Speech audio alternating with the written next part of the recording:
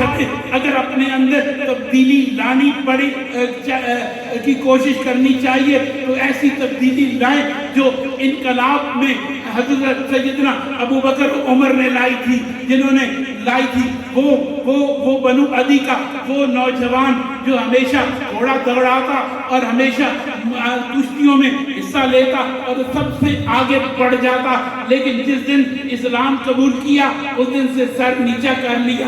اس دن ان کی تمام قوت اور تمام جرت صرف اور صرف تشہیر اسلام کے لیے تھی۔ اس دن کے بعد نہ ہی کسی میلے میں گیا اور نہ ہی کہیں جا کے اپنا آپ کو منوانے کی کوشش کی۔ اس وقت سے بعد ان کی زندگی میں وہ انقلاب برپا ہوا کہ انہوں نے اپنا تن من دھن سید کونین کی اتباع میں ڈال دیا۔ دوستان گرامی، آج ہم تصوف اور طریقت کے رائی ہیں۔ یاد رکھو یہ نفوس قدسیہ وہ تھے جو دنیا کے حکمران بھی تھے اور طریقت کے پیشوا بھی تھے۔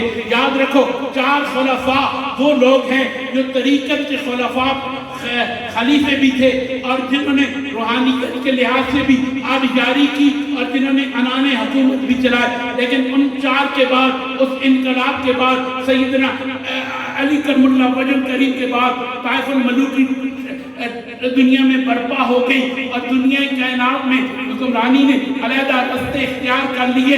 پھر روحانیت اور تصوف کے رائیوں نے روحانیت کی راہ کی اصلاح کے لیے علیحدہ واسطے اختیار کر لیے۔ پھر وہ واسطے کہاں چلے؟ کہیں پہ حضرت امام جعفر صادق اور کہیں پہ سلیمان فارسی چلے جاتے ہیں، کہیں پہ حضرت حسن بصری چلے جاتے ہیں، کہیں پہ سیدنا ابو ہریرہ چلے جاتے ہیں، کہیں عبد الرحمن بن عوف کی شاگرد چلے جاتے ہیں۔ یہ لوگ کیا ہے؟ اور انہوں نے میرے نبی پاک سید کونین مدنی تاجدار کا وہ دین جو سینوں سے انہیں ملا تھا، جو انہوں نے اپنے سینوں میں محفوظ کیا تھا، اس کو آگے پھیلایا اور پھر معرفت و تصوف کے وہ سلسلے چلے۔ کسی کا نام اویسی بنا، کسی کا نام قادری بنا، کسی کا نام نقشبندی مجدی بنا، کسی کا نام چشتی ہوا۔ یہ تمام سلاسل انہی نفوس قدسیہ سے ہیں جنہوں نے میرے آقا کریم نبی پاک سید کونین صاحب الاولاق سے اس دین کی سچائیوں کو سیکھا۔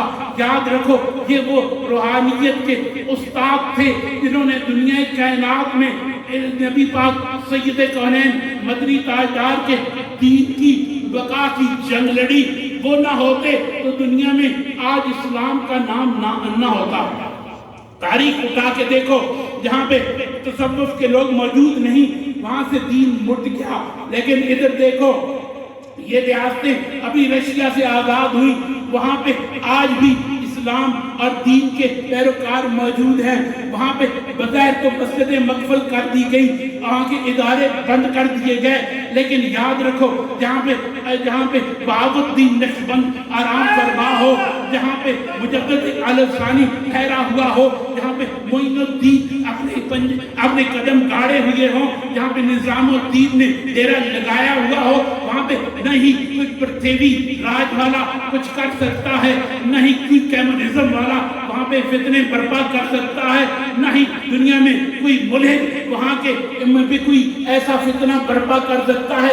بہت سارے فتنے آئے، وقت کے ساتھ نیست و نابود ہو گئے، ختم ہو گئے۔ کوئی اکبر آیا تو اس کی بے خونی کے لیے مجدد علی ثانی آ گئے، کوئی غلام احمد قادیانی آیا تو اس کی بے خونی کے لیے کوئی امیر ملت آ گیا، کوئی میر علی شاہ آ گیا۔ یہ کیا تھے؟ یہ وہ اسلام کے مجاہد تھے۔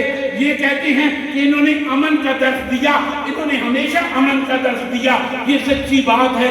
انہوں نے اپنوں کو بم باندھ کے دوسروں کو اڑانا نہیں سکھایا، انہوں نے دوسروں کو ذکر پہنچانا اور تکلیف پہنچانا نہیں سکھایا۔